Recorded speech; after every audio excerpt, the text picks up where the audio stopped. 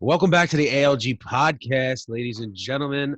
It is so good to see you guys again. When you're listening to this, it'll be Friday afternoon. So happy Friday. We are ready for the weekend. Today, we are joined by an extremely special guest. You may have heard me on his podcast recently, the WW Bro podcast. Our special guest today is Anthony DiDomenico. Anthony, how are you today, my brother? What's going on, guys? How we doing? Good. And as I always, gotta put it out there because I think it's important to know. I am fighting a mean desire for a pizza right now. It's got me like straight up. So your boy, this conversation is gonna give me some motivation not to call Domino's after that. And of course, my man sitting beside me, the one irking for a slice of pizza, is my homie, my man, fit_D-Rock, otherwise known by the public as David Roden. So welcome to the podcast, Anthony. It is a huge pleasure to have you on today. When I was on your podcast last week, I knew right off the bat, just based on our convo, that we are a lot alike. We come from very similar backgrounds, and I just thought it was a no-brainer to have you on here. So, I call the shots. So here we are. Thank you. Yeah. Appreciate you having me on. Of course, man. Of course. So let's dive right into it. Okay. We're not going to hold anything back. First things first, Anthony, why don't you tell everybody at home who do not know who you are, what your starting weight was and how much you've lost, and Okay. I started Weight Watchers about a little over 3 years ago. Actually, May 1st, 2017 is when I walked back in. And my starting weight was 583, and I've lost 200 pounds since then. It's been quite the ride. Let's go. 200 pounds on Weight Watchers. Yeah. And some weeks are better than others, and some, it's been slow since I actually hit around 200. I've had injuries and just the scale stopped moving, but I continue to lose inches.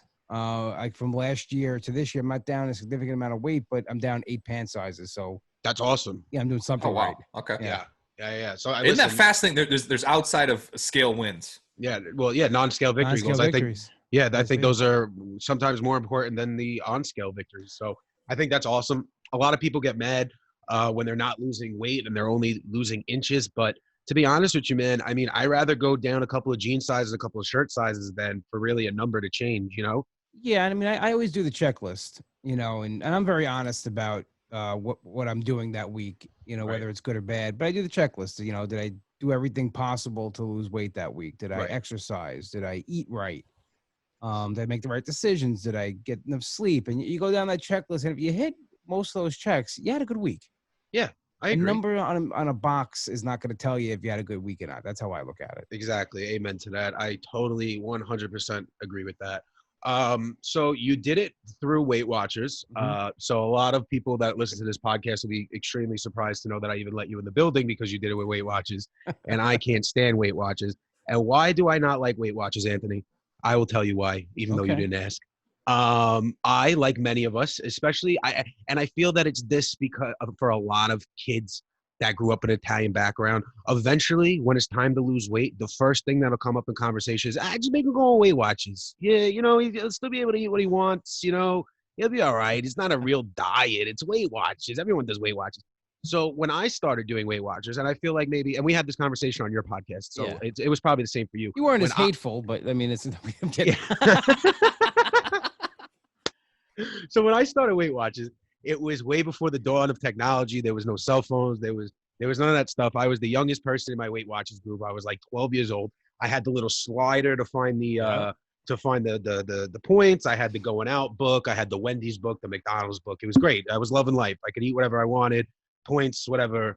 Yeah. So my whole argument with, and you can battle me with this, is that the reason why I feel like Weight Watchers is not sustainable to someone who is starting at a morbidly obese standpoint is because Weight Watchers doesn't do a good job, in my opinion, of making someone actually learn why you eat the way you eat, what nutrition is. See, and there's that face. This is exactly what I wanted.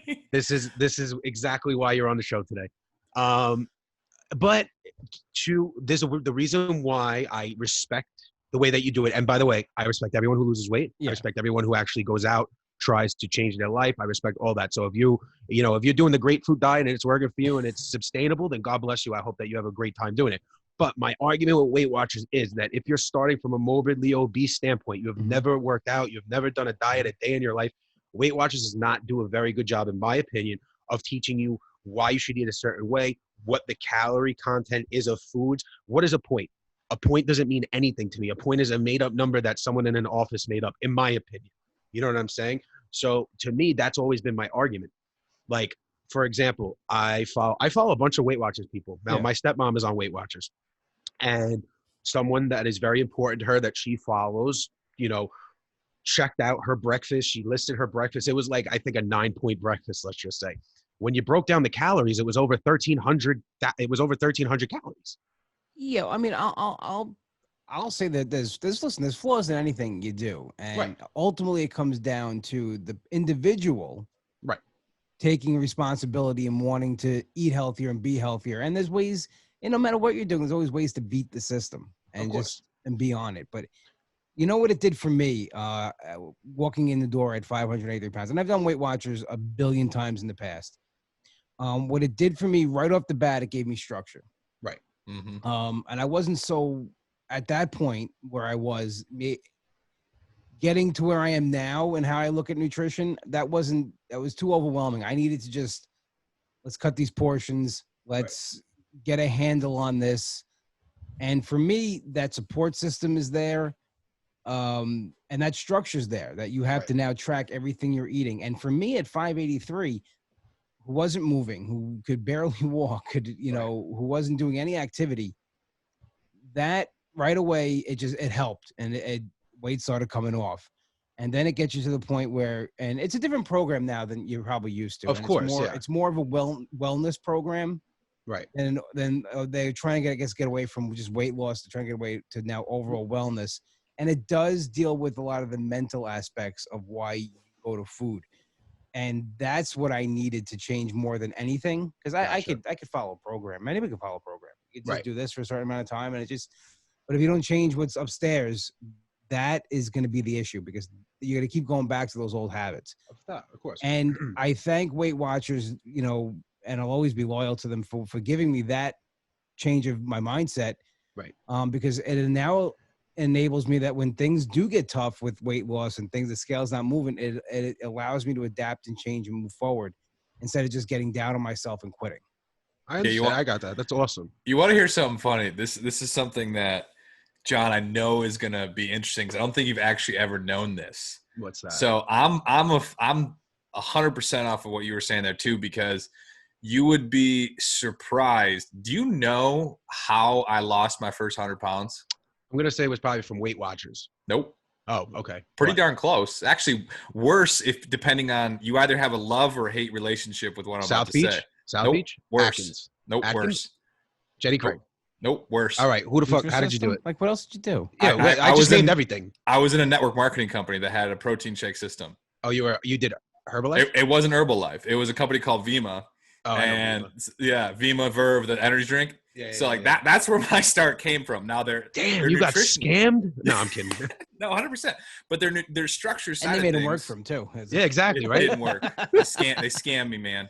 That was the biggest thing for me, is the group gave me mental structure to learning how the mind worked.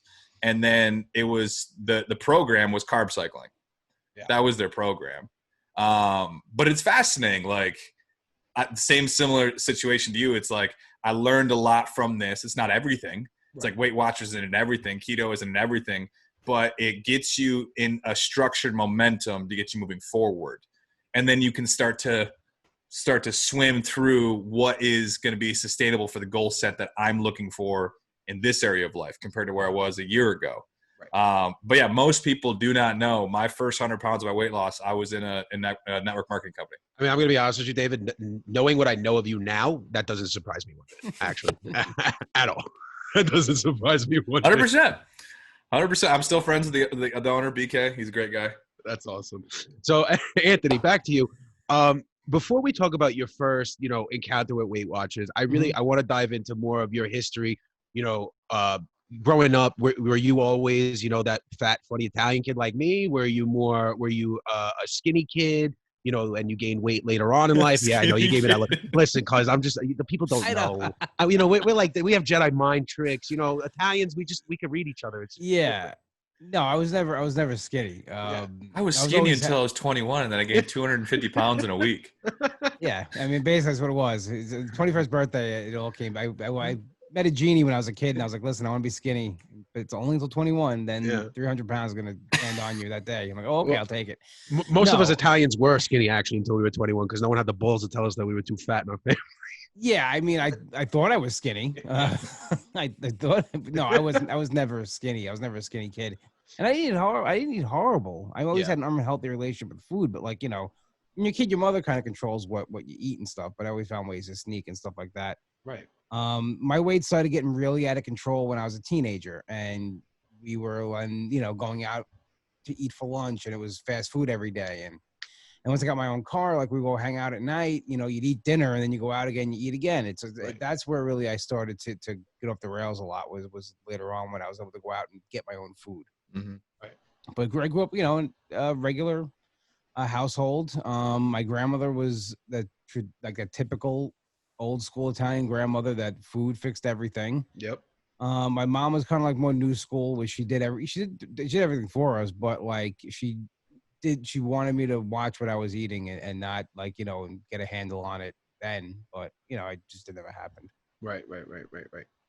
So when did you yourself kind of have that conversation with Anthony and been like, hey, bud, like it's a little out of control now? I was 23. The first time as an adult, I joined Weight Watchers. I went on a cruise, and it was kind of like when I got back, I felt horrible. Like it was just, I wasn't feeling great really up to that point. The cruise, it was a Weight Watchers cruise, or you just went on a cruise and you felt bad already got home? No, it was a regular cruise. I got you. There was no Weight Watcher cruises yet. I was like, wait, is there a Weight Watchers cruise? When I was 23, this was a long time ago. Okay. So it was, just things were difficult, like, getting around and stuff like that. And what was your weight like at 23? I was 408 when I went back to Weight Watchers the first time at that time. Okay. And it was just like, I was 23 and I'd started not to be able to get around as good as I was. That's the thing too, when you're younger, your body just moves better. Yeah. Mm-hmm. And it can adapt to that extra weight better than it can when you're, when you're older. I'm going to be 41 Friday. So happy birthday. Thank you. Things like, as I got into my 30s and now up into my 40s, things don't move the way they used to. Right. So I got back from the cruise and I put on, I guarantee I put on at least 20 pounds on that cruise. I mean, it's just eating and drinking alone. It was just ridiculous. And I was like, okay, I'll join. And I didn't know really what it was going to be at that point, because the last time I was on Weight Watchers, I was a kid. Like I did like for a little bit when I was a kid, but then I didn't know what the program was now and the whole point system. And I just hit the ground running with it. I lost 150 pounds in a year and a half. 2 years. I lost 150 pounds, but I never changed my mindset. And then once things started to I got bored and complacent, and I started to slide, and it was a whole backslide until basically I lost then. Another time I was successful was a year before my brother's wedding. In 2011, 2012, I lost 110 pounds. Put that back on plus everything else, and that's where it got me to when I started again, really. Wow. That's fascinating to me, because like it's like the last call we were just having with the podcast recording, where the whole white knuckle, like that, I think that's what happens with most people, is they think that white knuckling weight loss works. And for the vast majority, are there some people that can do it? Sure. But the vast majority of people, that's why like keto especially, because you can white knuckle keto so well to lose a bunch of weight relatively quickly, but it doesn't sustain because they're not focusing on why they did what they did. Mm-hmm. Why is food such an issue for them? What is a better coping mechanism? Stuff like this to actually affect your mental change. You just get caught into white knuckling. And that's what I call it, at least. It's just like you just focus on a plan, you just hammer it until you get to the goal, and then you get off and then you're just off the rails again. That's a diet. That's like, that's what and that's what I was on. I mean, I was always on diets, and I had to stop that because I needed something. And I'm okay. Like, you know what it was? I was never okay with being on something for the rest of my life. That was always, I was going to get to a point, I'm done. And this time around, I'm okay with doing what I'm doing forever. It is what it is. That's, everybody's got their different thing that, that is their cross to bear in life. And this is mine. I mean, Right. and I'd rather have maybe sometimes this than other things that, demons that people have, but you have to work at it. And I'm okay with doing this forever as long as I keep getting healthier and stronger. That's the most important thing to me. So you're 23 years old. You walk into your first Weight Watchers meeting. What is that like? It's pretty interesting. It was my mom, my brother went too. We all went together. And You all joined together, or they were just there for emotional support? Okay. My mom was going already, and she was like, "Come to our work. Come to my meeting. The leader's awesome." And the guy Ron. He was he put like a Broadway show on every week. He would like sing and dance, and it was fun. It made it very interesting. And I didn't know what to expect. And when I got on the scale, I mean, now thinking last time I joined, I was 583. 408 was tough to see at 23. Right. And it wasn't like, I just started doing it, and I got really over, obsessive compulsive about like, tracking everything. I'm like that today. And for a year and a half, for 2 years, that's all it was. And I didn't allow, here's the thing. I didn't allow myself really to go. I didn't go out anymore. I stopped drinking. I just, all my life was Weight Watchers. Right. And where it's a big part of my life now, but I still allow other things to happen where I didn't do that then. So now we're going 2 years later, another cruise is coming up. And also my cousin's wedding. They're about 2 weeks apart. And from partying on that cruise and then partying that week before the wedding and at the wedding, I just did not want to go back on program. And that's where things started spiraling out. Almost like it was like, one start the book on the cruise and end the book on the cruise again. And it was in that time after that, I'm like, I just didn't want to do it anymore. I was like, I like eating and drinking and going out and having fun. Right. Right. And now let me ask you a question. Today you track everything, right? You track everything that goes in your mouth. Yeah. Now, even alcohol. When I drink, I'm not a drinker. That's just by choice. I don't like, at like 30, it just didn't agree with me. Right. So I just really, not a big drinker at all. I mean, I'll have a beer here and there, but yeah, I'll track it. Absolutely. Okay. No, I was just wondering. I was literally just wondering. So you go on that cruise, you think, okay, this is the end, the beginning, end of chapter of the Weight Watchers. You go to the wedding, you have a time of your life. Obviously, you kind of hit rock bottom again. Is that kind of safe to say? No, I wouldn't say rock bottom. I just was going through the motions. Okay. I was tracking still, but then I was just eating whatever I want. Like in the morning before I went to work, I would eat like 4 tablespoons of peanut butter just out of the jar and I'd go to work. And that's not tracking that. And so then that just escalated to more things like going to the vending machine and all this other stuff.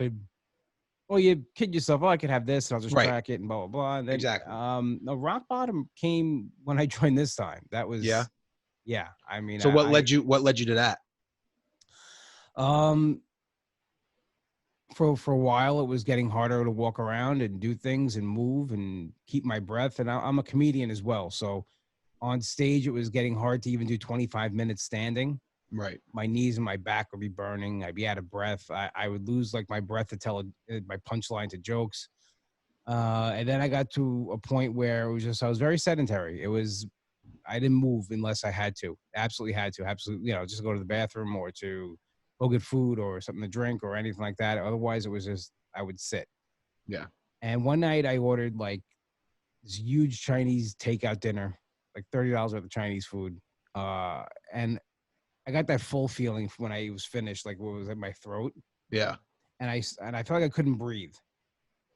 And I didn't feel like I was having a heart attack or anything like that, but I just started thinking like, is this how they're going to find me? Like, like half-eaten lo mein next to me and like Mama Cass with the sandwich. I'm gonna be like, they're gonna find me with food next to me. And I was just like, I don't want to do this anymore. I really don't want to do this anymore. And and everybody always tried to have talks with me about like losing weight, and they brought up a lot of different things. And I got to the point where I had two choices. I could do this on my own. I could do it, or I would have to have the weight loss surgery because I didn't feel like I was going to see 40 at this point. Now I was about 37 at this point when I'm joining now. Right. And to be honest, the surgery scared me. It still scares me to this day. Like I just don't, you know, I'm not taking anything away from, you know, I'm not gonna be as hateful as you are about my program. But, oh, he just stabbed you in the kidney. You know, right my dad works in the medical industry, and he's seen a lot of people come in with some side What does effects. He does X-rays and MRIs and CAT scans, and he's scanned a lot of people that are having internal issues or just, you know, because again, it's like anything else. You still have to take care of yourself. It's not a magic fix. Like you don't go in, get surgery, and okay, I'm gonna be thin now. Don't have to do anything. Yeah. And I just always, it's the thought of somebody cutting into my stomach and doing things and just sew me back up. I didn't want it. And plus, I dated a girl like 2014. She had the lap band, so I met her like after she lost like 120 pounds, and it was still like uncomfortable, like to get food down or something like that. Like somebody at a restaurant, she'd be like moving around. Like, what are you doing? She's like, I'm trying to get the food down. I'm like, oh, okay, that's I never want to do. Are you serious? She do a little pee-pee dance in the seat in the chair, like just moving like sometimes like this, and like because the food would get like stuck, and you have like I guess moving around. I don't know. That's crazy. All right, I never heard of that. So yeah, so surgery was always the last thing I wanted to do, but it kind of motivated me to get my act together and really tackle it head on. Right. And, you know, I would also in the past, I would join and then be frustrated every time I saw that I went up from like, you know, where I was. I'm like, oh, I'm even further behind. But I'll tell you the truth, like even joining that night, after having those talks with myself and to really, you know, all that, I still was skeptical because of like how I've done this so many times. What's going to be different now? When I saw that number in my book, 583 pounds, 17 pounds away from 600. That was really the eye opener and the kind of the rude awakening I needed. Because that shows my 600 pound life. And I watch that show sometimes and I relate to a lot of the things that people go through.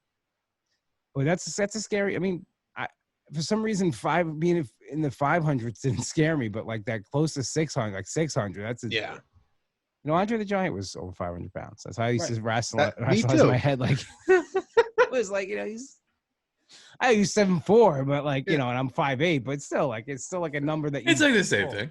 Yeah. People I are used to in do the when same you watch thing them on TV. Yeah. But then 600, that's Yokozuna territory. That's scary. Exactly. See, Yokozuna came up 2 shows in a row, by the way. Literally. It's great. Did he really? Yeah, 2 shows in a row. It's fantastic. I'm keeping track. I tell you what, that was very similar to me though, to be honest, because when I was my dad's a cardiologist. He's a heart doctor. He just retired, but I had made a deal with them that if I didn't lose a significant amount of weight by graduation to college, that I would get gastric bypass. Yeah. And I was like, no, like, but my reason was petty, to be honest. One of the main reasons for me was if I want to eat an entire pizza, I want to still be able to eat an entire pizza. That was the thing with me too. Like I want to be able to. I just want to live my life, and I want to live my life. I don't want. I like that. That was for me where I was like, I don't want that situation to be a part of me. So that played a huge role for me.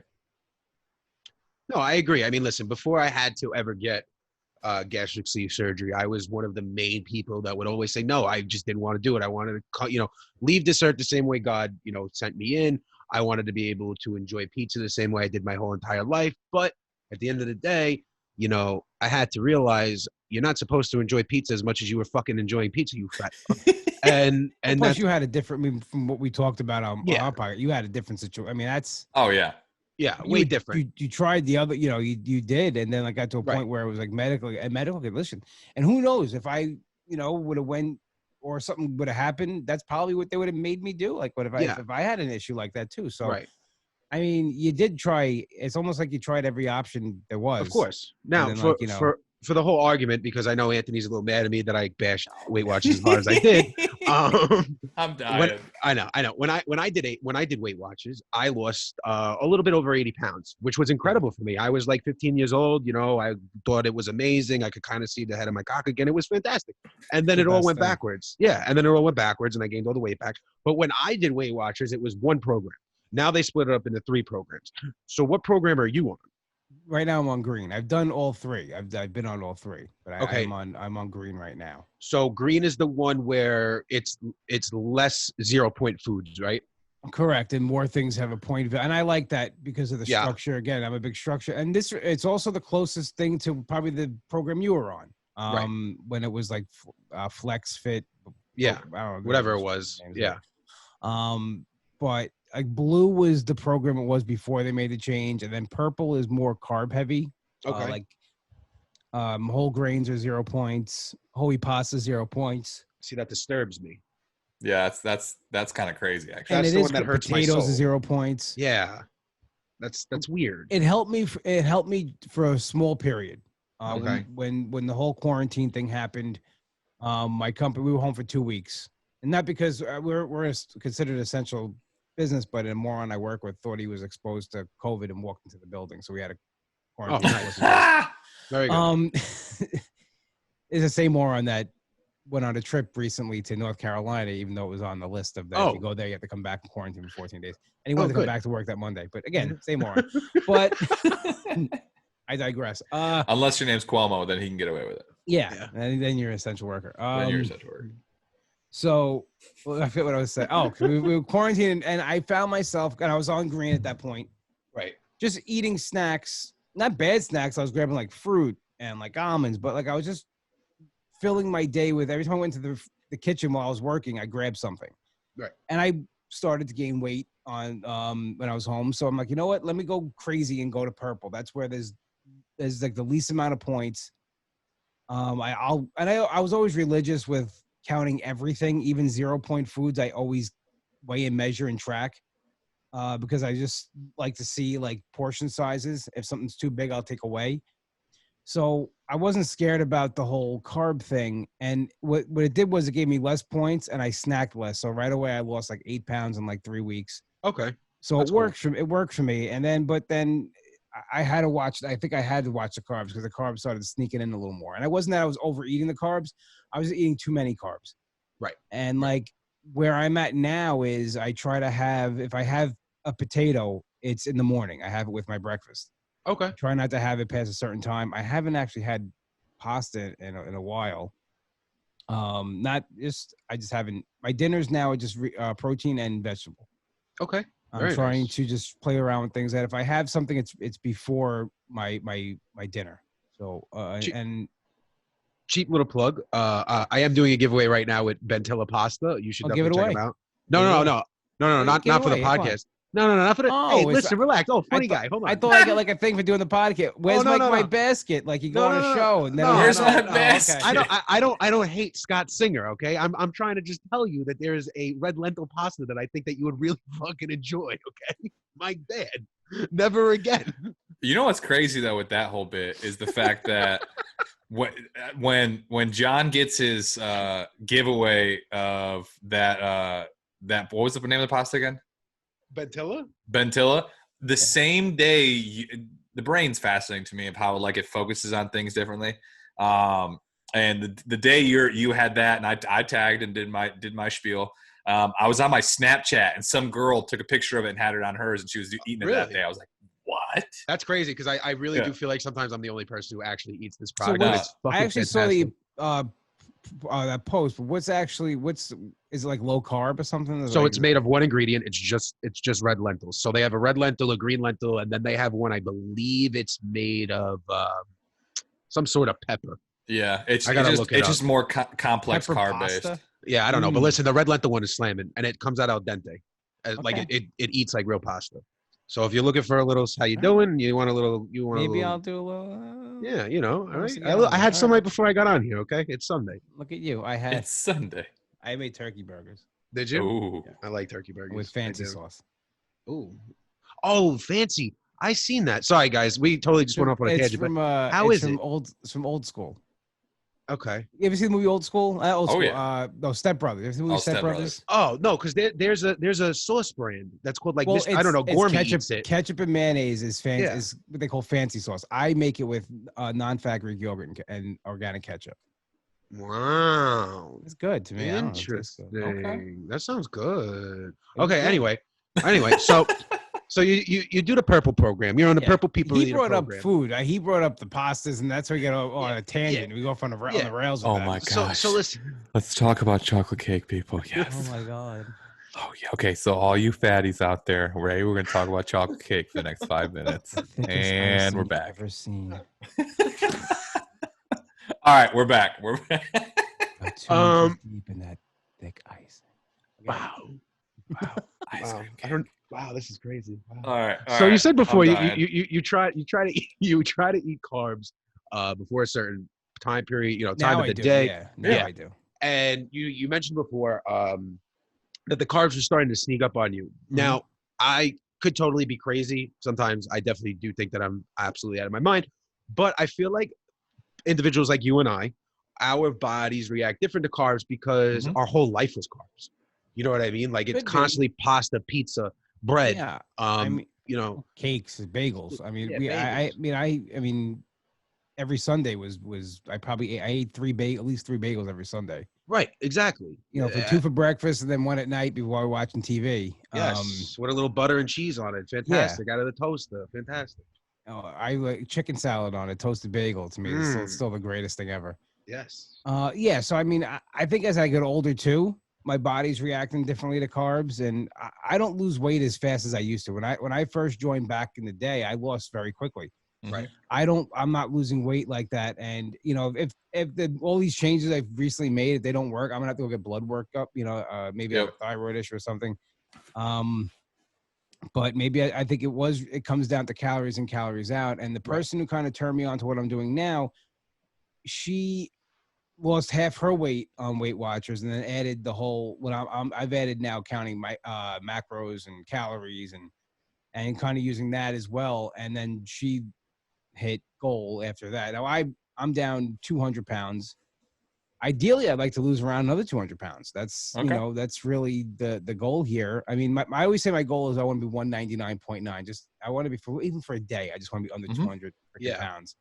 As last time I was 200 pounds, I was seventh grade wrestling team. I got weighed and I was 200 pounds. I'm like, that's why. Obviously, it was the summer before then, or That's cool. I think for me, it was Christmas of '95. I was under 200 pounds and I was like 2 years old. But that's a whole story for another day, But that's, and realistically, I'll probably never, it's probably my body shaped. I'll probably never be down to I was about to say, just excess skin alone, like you're going to have a really hard time with under 200 just because, I mean, my 2 excess skin removal surgeries after losing 180, it cut off 16 pounds of skin, 15 pounds of skin. Well, you had 2 surgeries? Yeah, 2.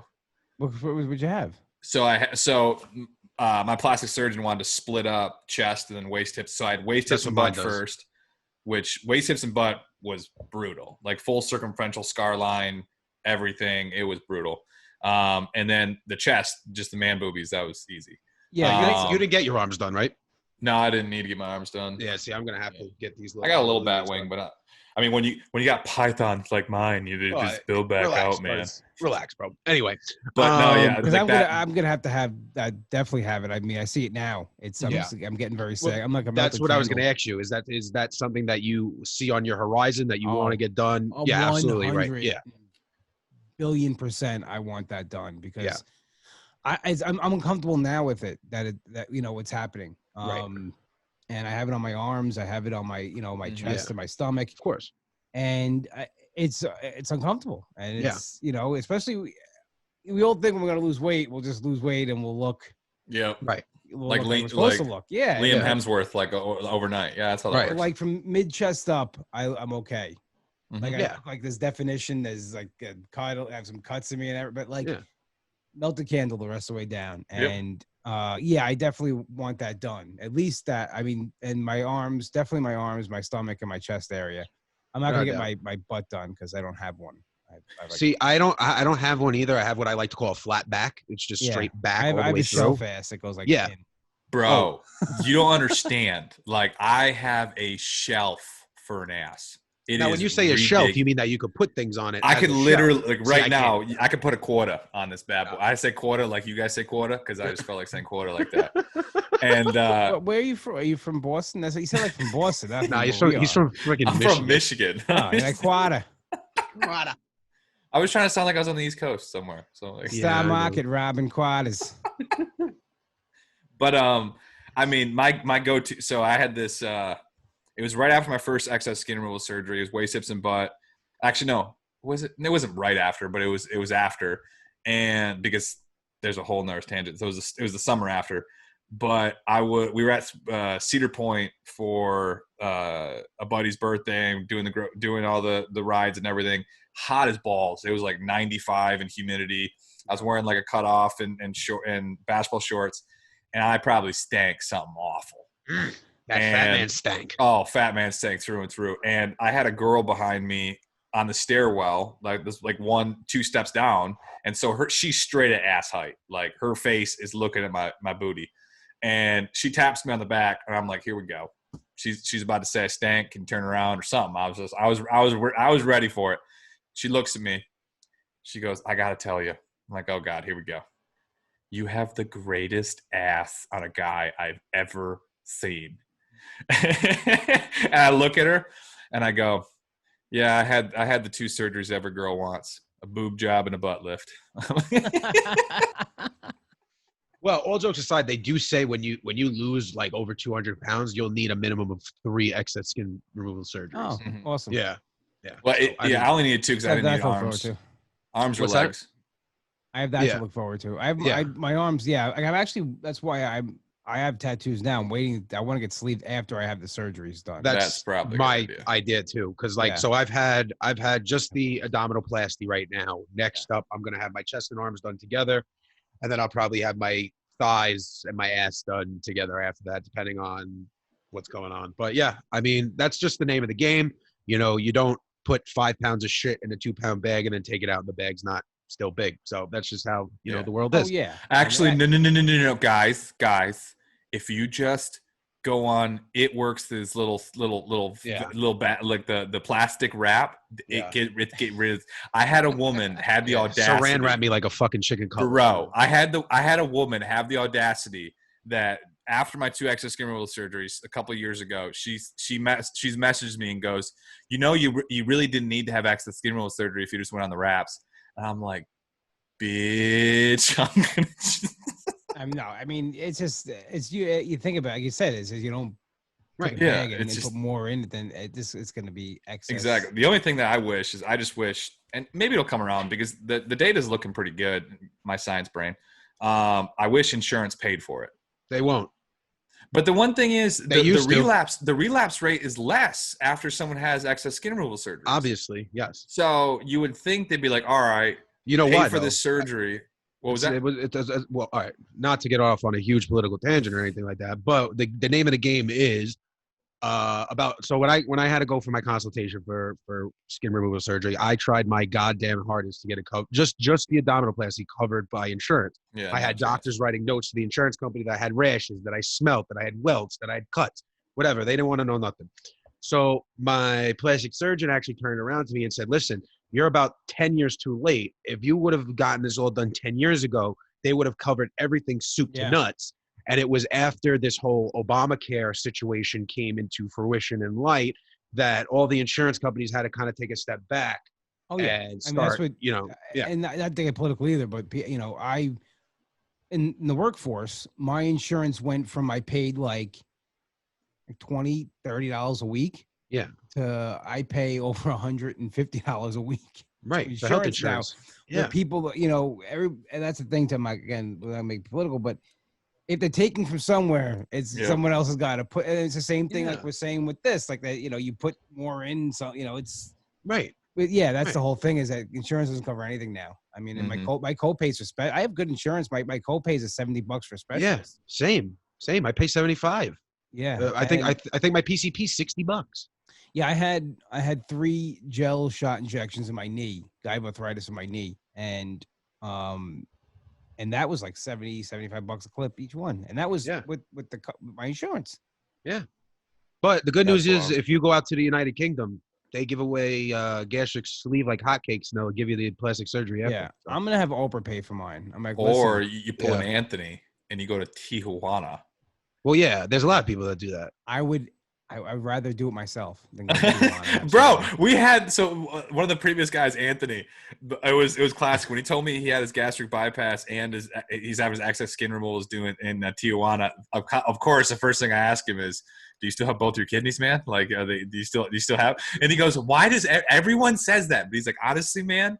He goes, you're treated like a king at these places. Yeah, that's what I've heard too, man. You get treated like royalty. But I don't want to take away from our Anthony who's on right now story. So let's. I apologize for that tangent. No, I like tangents. I like going off on tangents.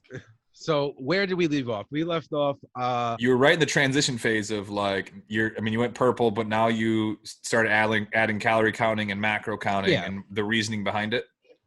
Reasoning behind it because the scale's not moving. Mm-hmm. It's and so you lost 200 pounds. That means you're at 578, 478, 378. You're at like 370. 583. I'm a little below 200. I'm like at 197. Okay. So I'm like 385 at this point. 385. Okay. But I fluctuate from 200 to 190. I got 5 pound. Like I'm maintaining. I'm in maintenance basically. Okay. Yeah. And listen, like, everybody's got issues with Weight Watchers. And I think that for some people, it's you get to a certain point, you have to adjust. 100%.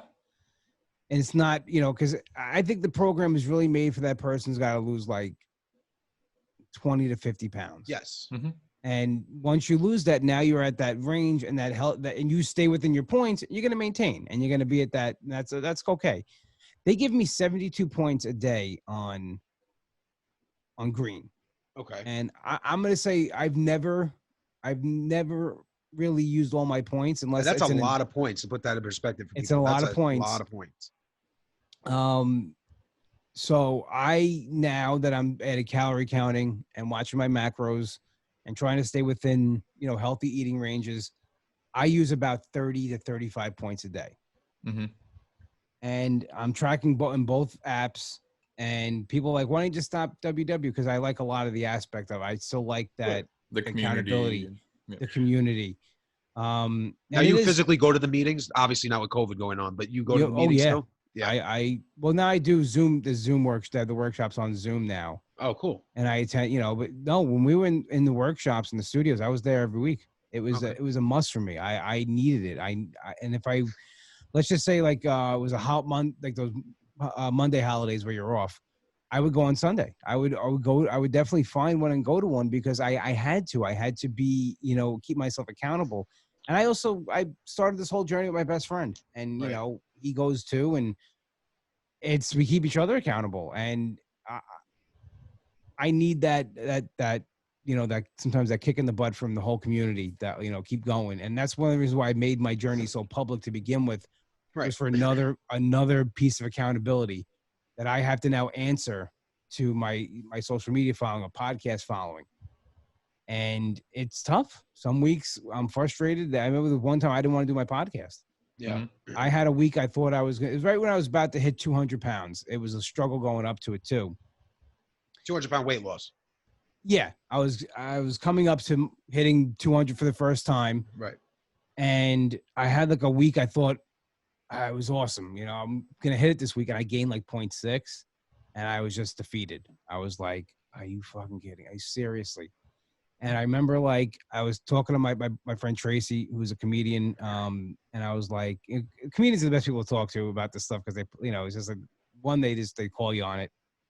And I'm like, I don't want to do my podcast tonight. She's like, we have to do it. I'm like, why? She's like, well, because she goes, I love when you go up, Anthony. I love when you gain weight. And I think everybody else does too. I'm like, oh, I'm like, what do you mean? So she's like, no, seriously, it shows us like somebody, we watch you, right, and you do like everything right. You kill yourself. And if you could still gain weight, it's okay for us to gain, like, it's, and I understood, but the way she said it, like, oh no, I have to hear about it. I have to hear about you gain weight. I love it. Yeah. Gain 5 more pounds, Anthony. You are human. It makes me feel, but gosh, I love that. Like it is. And that's why people like Batman over Superman, because, it's Superman. It's easy to be brave if you're, nothing can stop you. Mm-hmm. Right. the reason Batman is my favorite superhero is because he's a regular guy. He's got no powers. He's got a utility belt. And that's the way I put it this week too. Like when I started talking about more what I'm doing, because I really haven't talked about doing the macros and I've also added intermittent fasting into this. So I would like literally, I'm just sitting in my head because I'm the science guy. So I'm like, I'm seeing where you're at right now. I'm like, ooh, I can give you some advice. Stuff. I'm excited. I look at it as just stuff for my utility belt that's helping me lose weight. And I'm adding it into my form of WW. And that's the thing too. They always say my WW. Okay, well, this is really my WW. This is how I'm doing it. And I'm pulling in things from every area, every facet of weight loss that I think. And intermittent fasting, I thought I would hate it because like if you're telling me I can only have like a window to eat, I like to have food in my face 24/7. And I remember the first day I was like, oh, this is gonna be like horrible. I honestly I have not been starving where I felt like I was gonna keel over once in 2 weeks. I've been doing this. I love it. I think it's amazing. And who knows how long I'll think this way, but I do intermittent fasting right now. I do noon to 8. That's my I do 11. Window. I do 11 to 6 or 7. Okay. Sometimes I'll do like a 17-hour fast. Because almost the big 18 thing, hours the other day. It's interesting because like going in from my perspective, like from the science I've done and it all, it's interesting because it almost goes off of, and it's not completely true, but there's some solid science where it's like calorie deficit. This is where I get so frustrated by these personal trainers. It's just calorie deficit. No, it's bullshit. Because if that were true, then your what happens with people that are morbidly obese, if it was just calorie deficit, the body adjusts its metabolism and it keeps lowering. So if all you're controlling and all you're changing is your calories, there is a point. Like for example, I have a big shtick with Biggest Loser because they just ruin the metabolisms of these contestants because all they do is calorie count. They control them way too heavy. Obviously, they don't reverse diet afterwards. They don't reverse diet. They don't control anything, and they just like literally they have women that are post they lose 160 pounds in 6 months, 8 months, woo, and they all relapse. Why? Because most of them, they get down to their basal metabolic rate down to like 800 calories a day is their basal metabolic rate. So it's like if they eat 900, they gain weight. Like that's a real thing. And so it's like you have to that's where it's so much bigger than just calorie deficit. I think it was Gormy. Gormy had a contestant on his podcast that was on. And the guy after the show, the guy would work out like an animal. He'd work out like 3 to 5 hours a day.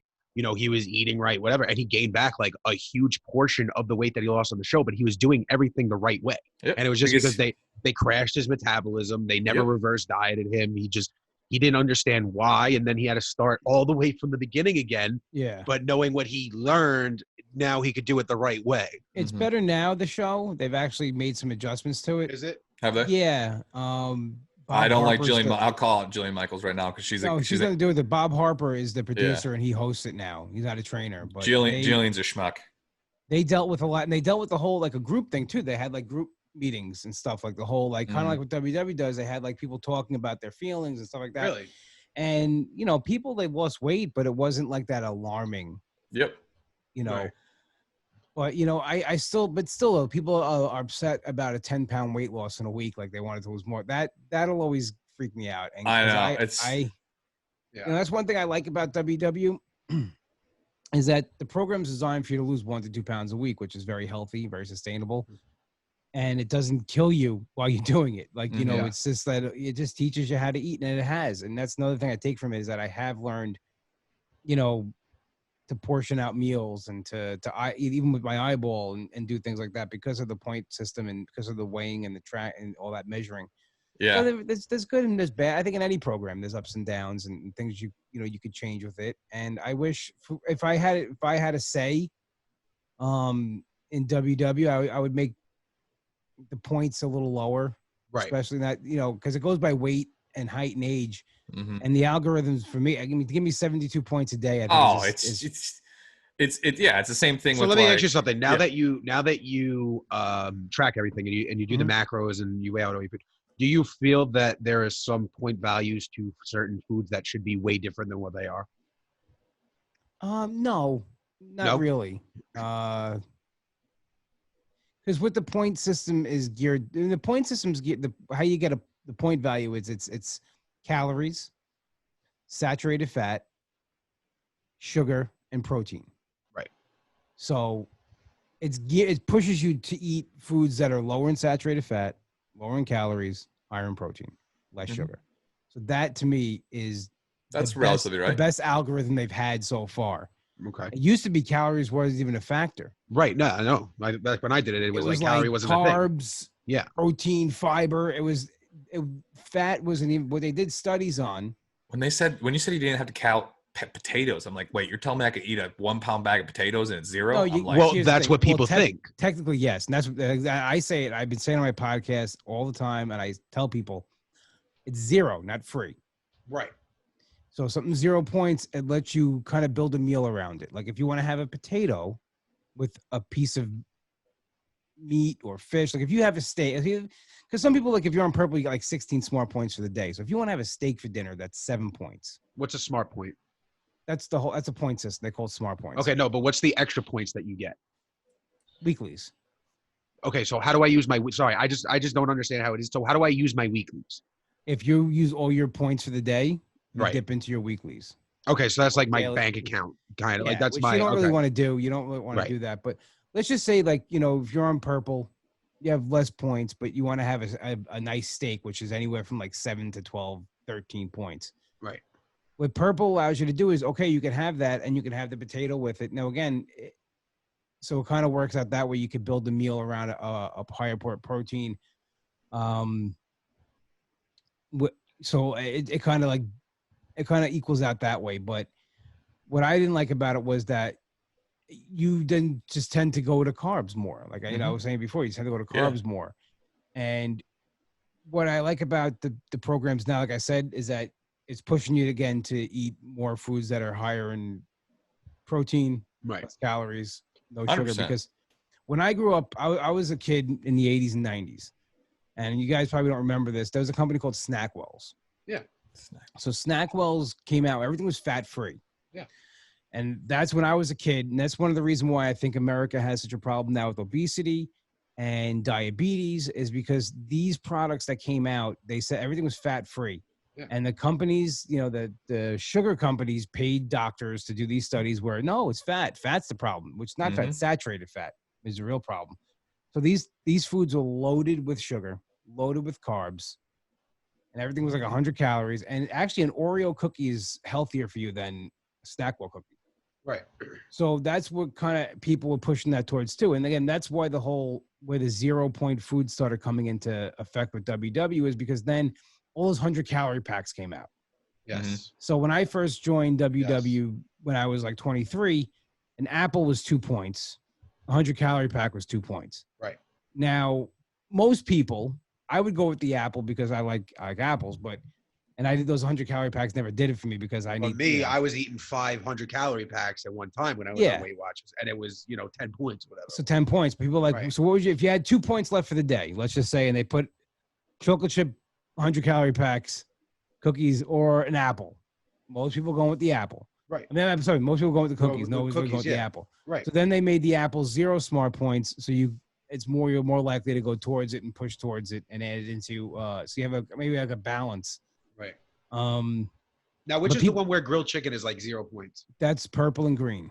No, purple. I'm sorry, purple and blue. Green chicken has a point value.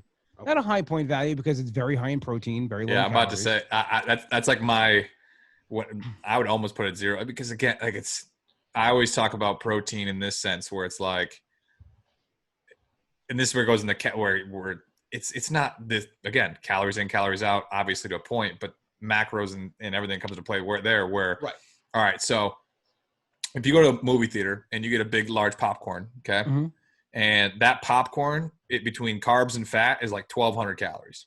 Those big large movie popcorns, like 1,200 calories. Massive.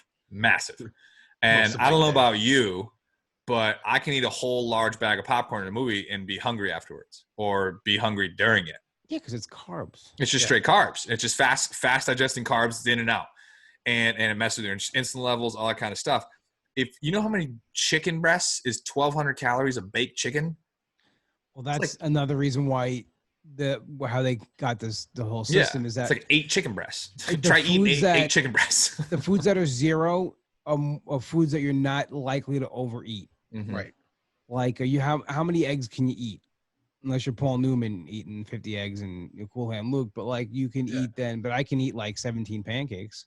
Mm-hmm. Right. Like real pancakes, not the ones I make out of egg and Kodiak and bananas and bullshit. Yeah, I'm saying if you go to IHOP, I can eat a gajillion of their pancakes. Oh, I could literally put down at least 50. But then I made pancakes this morning out of Kodiak cake mix, almond milk.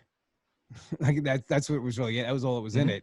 Yeah, heavy I had 2 of them, and I was happy with it because it fills you. It's protein. It's not a lot of carbs in it. There's there's too many not a lot of sugars in it. Right. So things like that's where it pushes you towards, and that's where nothing's perfect. I mean, I think obviously I got to the point where it is important for me now to pay attention to calories and to pay attention to carbs and fats and all that other stuff. I think anybody should pay attention to that because it's for your overall health. We're not taught that though. Yeah, I agree. And then a couple shticks that I'd put towards you to think about. Obviously, I like how you're looking at macros. I would even bust up your protein higher than 35 personally. Well, this is my first week doing it. Yeah, like I just started it, so I'm gonna. This is kind of like a trial run. Yep. I'm gonna see what happens, and isn't that awesome though? See, but you can tell you're in a good place where it's like, hey, this is the program. I'm gonna try it. I'm gonna see how it progresses to what I want. Yeah. I'm outcome focused, and I'm just gonna figure it out. That's the way what you're doing sustainable. That's the way what you're at a position where it's not like I need to make this program work because if it doesn't work, I'm gonna gain 400 pounds again. It's I mean, the worst thing, I'll gain a couple of pounds, and I'll see how this goes for a couple of weeks. And you know what? That's probably the progression I'm going to have to make as I keep going is lessening the carbs and fat and up in the protein. Now it's just kind of like I don't want to shock the system day one and be like, okay, this is what it is. Because if it doesn't work, then I'm back to square one. The person who gave me this plan, they are a weight loss coach, and because we're friends and everything, they never wanted to lay it all on the line and tell me but I was really frustrated the other night and we were having a conversation, said, listen, if you were my client, this is what the plan I would give you. And she gave me 1,800 calories and broke up my broke it up that way. Because if you were starting me day one, this is what I would do. Okay. So I'll follow that and, I'll see what happens. And, I'll change it. I'm always willing to change. And that's the biggest thing too. I hate change in my real life. Yep. Amen. I don't like anything changed in any situation. But with this, I am so adaptable to change things. And I'm so willing to change things and try something different. And because I don't want to go back to sitting on that couch with the Chinese food and can't breathe and can't move. Right. So I'll try anything. And, who knows, maybe, I'll have to adjust those percentages. And, of course, as you lose weight with it, you're going to, I figured I would have to anyway. So it's not something that's out of the question for me. Cool. Gotcha. Cool. No, 100%. I mean, that's where I remember John. I'm a huge advocate for intermittent fasting, extended fasting. I do a 5-day fast every 3 to 5 months. Wait, I'll do not eating? Yeah, no food, just water for 5 days. Yeah, I can't do that. How old are you? I'm 28. Yeah, you could do that when you're 28. I mean, I'm gonna be 41. I gotta get something in me. I mean, I'm not gonna be able to. Oh, you'd be surprised. I'm telling you right. Who knows? I mean, because I'm pushing some days I push from 6. I'm supposed to I do 16 to 17, 18. But just so you know, so put Phil Mickelson before every golf tournament now, he does a 3-day fast to lower the cortisol levels in his body to get himself as low. Next golf tournament I do, I'll think about it. Yeah. Yeah, right after I run a fucking triathlon, no problem. After I do the New York City Marathon, and then I go on the PGA Tour, maybe I'll do a 3-day fast. Yeah. And then I wrestle at WrestleMania, and then we'll fucking... Yeah, bad example, Phil Mickelson. He's totally unrelatable to anything I've ever done in my life. I'm a golfer, so I'm If just you would have like, told me like back in the day, Chris Farley did like a 3-day fast before he did a movie, I'm like, oh, okay, I can see that. You know, you want to be flexible for some scenes, but to start with Phil Mickelson, oh, yeah, I love it. you lost me at Phil Mickelson. Listen, cuz 4 days before WrestleMania 3, Andre the Giant didn't eat a goddamn thing. He Oh, only drank okay, that beers. makes Yeah, sense now. exactly, He yeah. wanted to be, you know, he has the bad back issue in the knees Yeah, like I have, and he right, wanted yeah. to do. Okay, that makes sense. Yeah. He got me with that. That's how he Yeah, got me. exactly. That's how I get him, you know? If Dude, Andre did it, it's good enough for me. Yeah, you lost me. Yeah, exactly. Phil Mickelson. Why don't you tell me what Kevin Durant does? I want to know what does he do before, you know, what is the tiniest legs I've ever seen on a professional athlete? What does he do? I wonder why his Achilles snapped right off his ankle. Oh my God. Thank But you we're for going that. back to I it. appreciate you, Anthony. Thank you for that. All right, we're gonna. Anthony, just so you know, we're gonna make a bet, and I don't know what the bet's gonna be, but my bet, if I win, you're gonna have to do a 3-day fast. So we need to make a bet. I don't know what the bet is. Okay. I don't know what you're gonna want if you win, but my side of the bet is if I win, you have to do a 3-day fast. Listen, the odds are really in your favor, Anthony, because he tried to do the same bet with me and he lost. Okay. So I didn't have to I do win the anything. bet. I want some of that the no taste pasta he's pushing over there. Yeah, that's fine. I'll give you pasta anyway. It has mad taste, so go fuck it. Yeah, the red lentil pasta, whatever. He's no telling me. taste He's pasta. like, he eats like pasta. Oh, I hope so. I mean, that's the best thing you can say about it. I'm still looking back at it going, I said Phil Mickelson. I thought Phil Mickelson was going to get you. He's gonna kill me on my own podcast. That's what's gonna happen. I know it's different when you're on mine, right? It's like business Anthony. This is you're getting the comedian Anthony right now. That's fine. I like it. You could come on the show every week if you want. Oh. But I think what we really need to talk about though is your fucking journey. We need to talk about your journey. Eventually, you walked in. You know, you hit rock bottom. Where are we about the journey? We got the whole. We got the whole A to Z, and we got the snippets in between. All right. You guys talk then. I think we talk more about. I live a very it. boring life though. If you want to fill in between, there's not much. I went to comedy shows. I went to the diner. 10 years. That was all right. This is a complete. What was your order at the diner? Ooh, back in the day. Yeah, back in the day. I would get one of them was the bacon cheeseburger, cheese fries, soda. I used to like to get a lot of pancakes, and like one night I was at the diner with a comic buddy of mine, and I had like chocolate chip pancakes with butter syrup. Oh, yep. Now we're on to something. Whipped cream, a ham steak, and sausage, and I had like I almost passed out at the table. I was like, he's talking to me, my eyes like rolling in the back of my head. He's like, you going to diabetic coma at the table? I'm like, well, maybe, I don't know. I can't concentrate. Literally, so IHOP was one of our go-tos when we were kids. And more, I mean kids, I mean like 16 to 21. And my go-to IHOP meal was a large stack of the chocolate chip double chocolate pancakes with the buttermilk syrup and a appetizer sampler, which was the grilled the chicken strips, onion rings, and mozzarella sticks. So I used to get a lot of fast food. I was a big and the crazy thing is I'm not crazy about fast food, but it's delicious. I mean, now I think about it, but at any of the chains, any of the burger chains you could think of, my order was always 2 or whatever double bacon cheeseburgers they had. Yep. Then I get like whatever their chicken nugget meal is, because then you could supersize that with the soda, and you get the large fries with it. So now you have 2 burgers, you have fries, nuggets, drink, and then I get 2 desserts.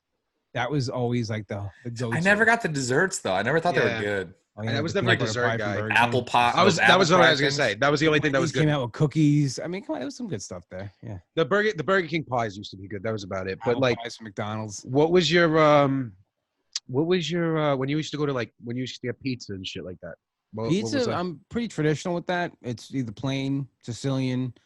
No. I figured that. I mean, how many slices? Sorry. Let me at least minimum 4. Yeah. Okay. All right. Cool. As long as I thought we were in the same. You're not starting eating pizza until you have 4 slices. That's you didn't really get. You didn't eat pizza. You were fat unless you had a minimum of 4. You like that's like the warm up. Like it's like it's the preseason. It's 4. Yeah. 4. Then you're in it. Like 4 games and then you're in. It's like that's how it was. But like I love pizza.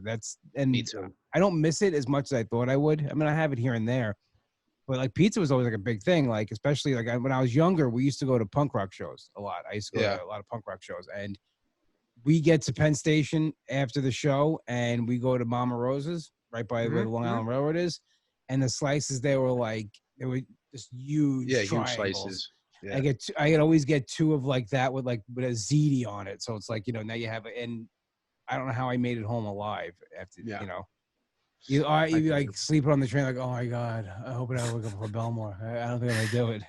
So like I miss pizza. Don't get me wrong. I haven't had a real slice of pizza in 5 years. When I really miss pizza is during Lent, because that's all my family eats on Wednesdays and Fridays for no meat. It's just pizza. On Lent. I'm a bad. Well, I eat the meat. I have a deal with God. We sat down a long time ago. I said, listen, Jay, this is how I'm gonna do it. You're gonna still let me in. I'm gonna lose all the weight, and I'll see you when I get up taste. No problem. Yeah. That's the thing. That's what else you gonna eat? I mean, you eat that lentil pasta. Right. No, you're just gonna fast. Eat the meat. You're just gonna fast the day. What day? Whose day? Whose day? Whose day? I don't know what day. You're gonna fast that day. What's the big deal? It's gonna be a fast day because it's gonna be good food. What's wrong with fasting, guys? Come on. There's nothing. I'm doing the intermittent fasting. No, I intermittent fast. I don't eat till like 1:20 in the afternoon. No, I'm just fucking. The amount of people. It is a very rare case when I tell someone I do a 5-day water fast every few months. They look at me like, "Oh, that's really cool, man." Can I put into perspective for you why a guy like myself, maybe Anthony too, why we don't really do the fast thing? Because our grandmothers used to come into our bedroom when there was nothing to do and be like, "Hey, I just made fucking prosciutto on a fucking Italian roll. Do you want it?" Yeah, of course I want it. I'm fucking bored. It's 2:00 in the afternoon. I just had lunch 35 minutes ago. But yeah, I'm hungry. I have memories of my grandmother coming home from work. And I'd be like, "Grandma, I want apple pie," and she would just go make an apple pie, like that kind of thing. It's not a thing for me. No, mine was just a walk-in pantry the size of a bedroom, full of Reese's peanut butter cups. I can deal with that. Yeah, it was just naughtiness. I can get down with that. Oh, yeah. Literally, I'm not kidding you. Our pantry was almost the size of this fucking room. Peanut butter is that's another thing. I love anything peanut butter. Chocolate peanut butter pies, anything with peanut butter, ice cream, peanut butter. Peanut butter is so dangerous because it's just so much calories so quick. You know what I've been looking at this whole time? It's totally off topic. Why do you have a dry erase board on your wall? Why do I? Why exactly? Are you like a head of a sales team or something? 100%. Yeet. I gotta draw everything out. Vision board. Oh, okay. It's like my goal board. So I have all my different stuff on there, my social media stuff, podcast stuff, coaching plans, programs. I never saw like a dry erase board in someone's room before. So I'm a huge dry erase board guy. Okay. I draw everything out. Sorry off topic. I've been looking at the whole time like, what is he? It's like running Not me. And those are my pictures when I went to Rome. I went to Rome back in the day with my dad. That's what those are. The honky tonk man. You autographed it, and Kevin Nash. Yeah, that's what I'm talking about. I'm going to his house. Oh, you like that? Wow. Hey, that's you guys and the wrestling. You know how salty I am? What? You don't like wrestling? That's your no, because I was supposed to go to fucking. Oh, that's right. I was supposed to. You're supposed to be at Mania this year. I was supposed to Mania this year. I had floor seats at Mania this year. Floor seats. You missed out on that, bro. But listen, David. The good news is not only did you miss it, everybody missed it. Yeah. Well, I have stories for these actually. See, where they're blue because of SmackDown, but they're actually because of WW. Yeah, that's what I figured. So 2 years me and my friend Nick's 2-year anniversary on WW. Nick hadn't hit 100 pounds yet, and I felt that he should get something for hitting 2 years. Right. So I went out and bought the tag team titles, and he's got one, I got one. That's incredible. Okay.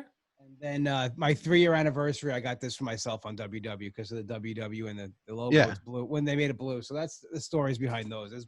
I also have other belts. That's incredible. I didn't tell you this on your when we did your podcast, but when I got my gastric sleeve done, when I woke up from surgery, my best friend showed up, and he showed up with the old 5-plate WCW United States title, 15. Dude, it was still made by Figures Inc. when WCW was around, so it has the copyright 2001 on it. Oh, it's great. He gave me 4 different signatures. I forgot who they were, and then he gave me a one of 1,000 signed Rowdy Piper Toy Fair figure. Oh man, which is the highlight of my collection right now. And I have a lot of stuff. I love Piper. I do. I love Piper. Did I ever tell you my Piper story? No, I would love to hear your Piper story. So Piper, I met him a couple of times just through going to Monster Mania, and also the second time I met him was the last time I met him because he passed away not too long after that. My buddy Dan Barry, who I mentioned before on my podcast, was wrestling in Deer Park. Yeah, and Piper was there doing Piper's Pit. Oh, okay. So I think it's about 2011 or 12 is the year, and so I'm online waiting to meet him again, and I see the person who's like handling the line and stuff, lean in and tell him something and kind of looking at me. So when I get over to him, he's like, so you're a comedian, huh? And I was like, what? And he goes, yeah, this guy told me you were a comedian. So I look over, he goes, yeah, I've seen you at the local clubs. You're hilarious. And Piper pulled me aside. We had like a 10-minute conversation about comedy, like stand-up and stuff. He was asking me all these questions. And I didn't know it then, but he was getting into stand-up comedy. Yeah. I'm not taking any kind of credit. It was just cool, though, that for a few minutes, this guy who I looked up to and I thought was one of the greatest ever was picking my brain about what I do. That's awesome. That's and wild. I always think about that. Like, and I didn't know it at the time until after I found out he was doing comedy, why he was asking me these questions. I thought it was weird. Right. I just thought maybe he was hammered and he was asking me like weird questions about it. But he was asking me all these questions about comedy and how to go into a joke, how to go out of a joke, which process of writing a joke. Yeah. And it was really cool to have that conversation with Roddy Piper, because I still believe to this day he's one of the greatest of all time and deserved a title run. Oh, I believe that too. But, you know, as they say, you know, the title doesn't make the man makes the title. So he didn't need it. Yeah, but I think he would have been like that. I mean, because WWFE at the time, they didn't do a lot of heel runs with champions. No, because it was a heel factory to fight Hogan. So that's what it was. And WCW was the opposite. The heel was always the champion. And and then finally, it led up to that one match where finally got it. You know, the babyface finally won. But I mean, they built that company on Flair. Flair was the biggest heel. The biggest heel ever. Yeah. Nope. Everyone chased Flair for the title, and then Hogan just defeated the world and took over. Yeah, exactly, guys. Yeah, exactly. Oh, I'm sorry. You're still here? Oh, my bad. Oh, hey, I thought you were drawing on your board over there. Yeah. Hold on. Let me just. This is for you. The girl told me I had the best male ass ever. There you go. That's for you. People stopped listening to this podcast about 25 minutes ago. We're all by ourselves. When he mentioned male ass, I think people checked out. They talk about his great male ass that he's got. Oh, so, yeah. So I have a couple of really cool wrestling stories that me and you could talk about in person. But one of the coolest was recently, maybe like I don't know, the month before pandemic, we booked the Ascension at NYWC. Oh, awesome! And we booked them out in Brooklyn. For Outlaw. It was their first indie gig ever. Like, both of them have never worked the indies before. I think Victor did FCW for like a little while, and then he got signed, whatever the whole deal was. So I had met the Ascension the SummerSlam where they debuted for SmackDown. So do you remember that Tuesday after SummerSlam they finally got called up? So I met them. I had seen them at Mohegan Sun. They were booked at Mohegan. You know, I got to meet them. I talked to them for like 2.5 seconds. I had a picture with both of them. So now we booked them. They're at Outlaw. They're at NYWC. Now, one of my best friends is my trainer, Bull James. So one of his favorite things to do is kind of tell people my story, even when I don't really want him to. He just loves to kind of do it. So he knows that I met them and I have a picture with them. So he turns around to Connor and he's telling Connor, oh, yeah, listen, you've met John before. And Connor goes, how the fuck have I ever met him? You know, this is the first time I'm ever here. How have I met him? So I take out my phone and I show him the picture of me at 500 pounds with him when he first got signed. And he's like, holy shit. Like, this is a fucking blast from the past. Like, you look amazing, but look at me. He goes, look how fucking young I look. So I put the two. So we took a picture in the bar, whatever. We were drinking all night. So we took a picture together. I put the two pictures together as a side-by-side. And I sent it to him. I texted him because, you know, I have Connor's number from the Ascension. Yeah. So he put it on his Instagram, which was probably the coolest thing, you know, for me ever. I was like, this is the next day. But, you know, it's just cool. Like, you know, I've always looked up to all these guys, and now I have the opportunity to kind of share with them my story as to why I'm there and, you know, how I got there and blah, blah, blah, blah. So, you know, it's cool. You know, we kind of have a very similar story. You know, you lost weight and got yourself a title belt. I lost weight, got myself a title belt. You became a professional wrestler. I just, you know, buy the belts. That's all I do. You could become a professional wrestler. I'll let you announce me. I'll let you announce me. Yeah, if you want to manage me, I kind of know people. I'll pull Love it. Okay. I always tell Dan Barry when I'm managing, he goes, "What are you gonna do?" I'm like, "I don't know." He goes, "I could talk." I'm like, "All right, I just want to be by the freaking So ring." the last time I managed, I got spit on and flipped off by a 7-year-old, Yeah. and it was the highlight of my life. So I had to play it off, obviously, the whole time I'm outside. These kids are screaming in my face, and I'm at the barricade, and I turn around, and this kid hocks a loogie, bro, right in my face. Like, I'm talking, hits me right here, right? And he's like, "Go fuck yourself." This kid's like 7. So I'm working, whatever. Match ends. I go to the back, and I'm like, "Yo, this fucking 7-year-old flipped me off and spit on me. I'm so fucking over. It's the greatest thing ever." I'm like, "I fucking made it. He fucking can't stand me." So yeah, that's wrestling, guys. So if you ever want to get spit on by 7-year-olds, you should definitely become a professional wrestler. Anyway, All right, we're gonna wrap Yeah, this up with we 2 gotta pay questions. it back. The way that we always do. Anthony, I have one very important question for you right now.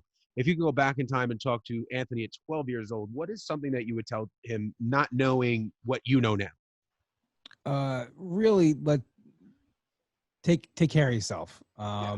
Especially because not far from 12, at 16, I tore my cartilage in my knee, and I had to have surgery. And I took part of the cartilage out, and it kind of, why I have arthritis now at 41 with the added weight. But really, just like as I was getting into football and sports like that, because that's really where I kind of went away from playing sports. Stick with it, get healthy, start, take care of yourself. And, Right. because I was a decent athlete, and I kind of lost all that as I started gaining weight.